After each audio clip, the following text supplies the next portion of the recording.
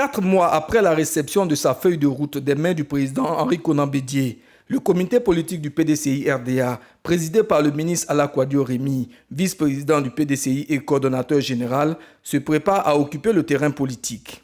Une importante réunion du comité politique s'est donc tenue le jeudi 9 septembre 2021 au siège du PDCI à Cocody. Au cours de cette rencontre, de grands exposés du plan d'action du comité politique relatif au monde agricole et à la solidarité communautaire et à la question des élus du parti ont été prononcés par les coordonnateurs généraux délégués Brendoumi Ismaïla et Jean-Marc Yassé. Le point de toutes les questions débattues lors de cette rencontre avec le vice-président Alakwadio Remi, coordonnateur général du comité politique. Aujourd'hui, nous avons travaillé par rapport aux exposés que devaient nous faire deux coordonnateurs généraux délégués, l'un en charge des élus et l'autre en charge du monde paysan.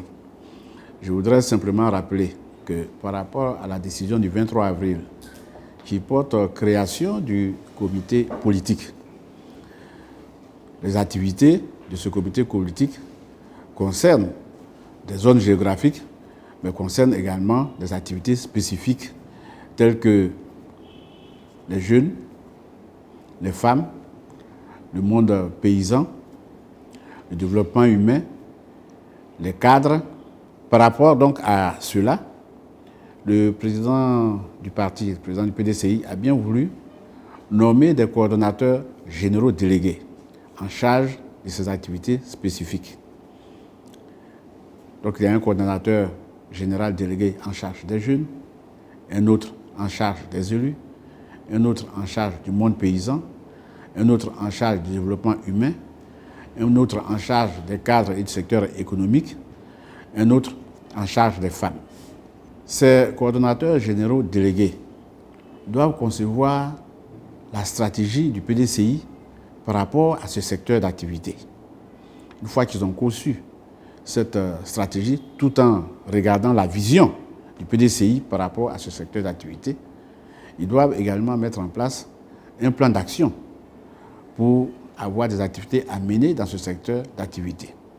Tout cela doit être adopté par le comité politique.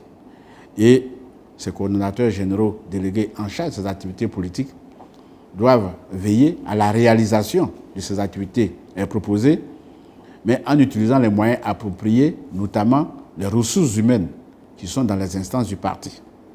À partir de là, il y a donc un travail de réflexion préalable que chaque coordonnateur délégué en charge d'une activité spécifique doit faire pour aboutir à ce plan d'action réclamé par la décision qui crée le comité politique.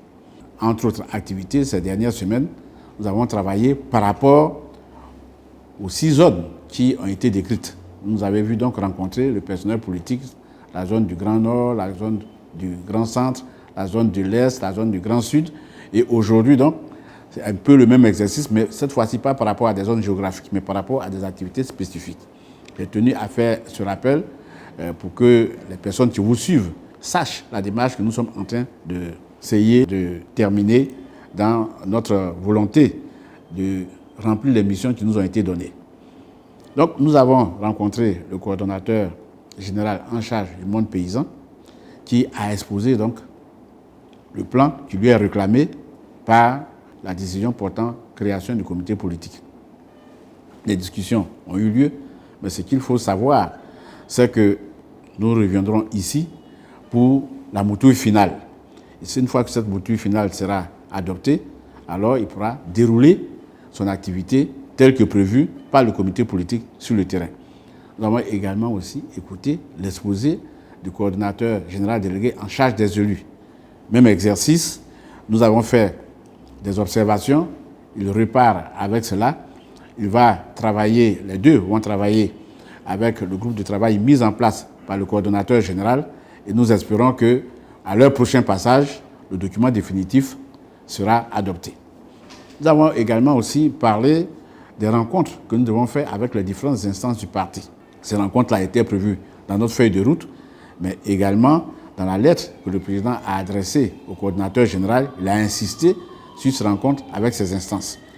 D'abord, le premier principe, c'est que nous devons faire connaître, comme on l'a fait avec le personnel politique de chaque zone, faire mieux connaître la stratégie du président en créant donc ces 3 nouvelles entités et expliquer, répondre aux questions qui nous seront posées par ces instances.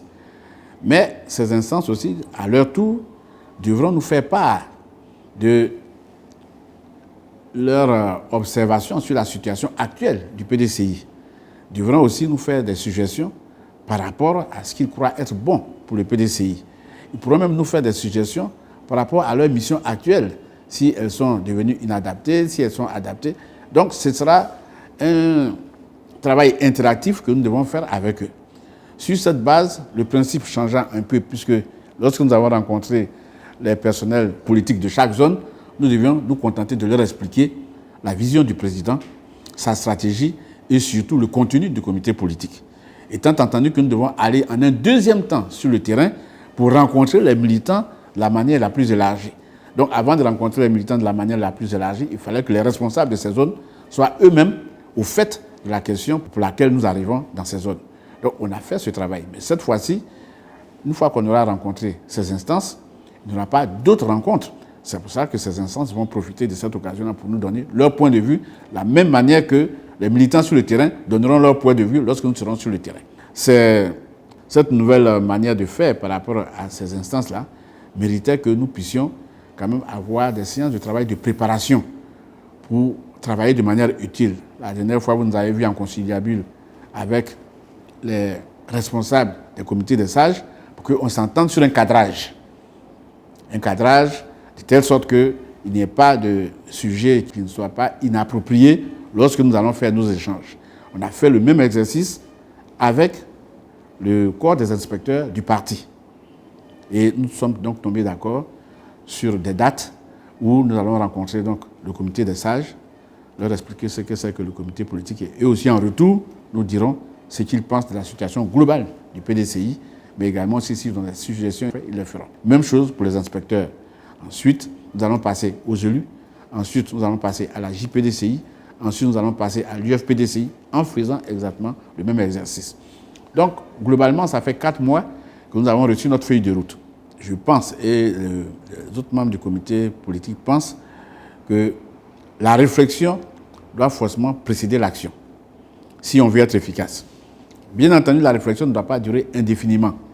Mais cette méthode-là, nous sommes obligés de l'appliquer parce que chaque fois que justement nous préparons des réunions, chaque fois que nous rencontrons des personnes à l'extérieur même du comité politique, on se rend compte qu'il y a certainement des aspects qu'on n'avait pas pris en compte, mais qui sont pertinents. Et nous essayons donc d'aller au plus près de la vérité en utilisant cette méthode qui dit que la réflexion doit précéder l'action. Donc vous verrez prochainement que nous allons donc rencontrer toutes ces entités et en principe, on devrait pouvoir tirer quelque chose pour le devenir du PDCI RDA. Voilà ce que nous avons débattu aujourd'hui. Donc vous restez à l'écoute. Le mardi prochain, normalement, nous rencontrons le comité des sages. Le mercredi prochain, nous devons rencontrer les inspecteurs et ainsi de suite. Donc ce programme est fait, mais nous allons tenir dans septembre, puisque nous sommes aujourd'hui le 9 septembre. Donc avant la fin de septembre, on aura aussi fini de rencontrer les instances pour que nous puissions nous projeter sur le terrain à partir de octobre, comme nous l'avons promis, après avoir rencontré les personnels politiques de chaque zone ici à la maison du parti, sur instruction du président Henri Konan Bédié, nous irons maintenant dans chacune des zones pour délégation par délégation pour rencontrer les militants.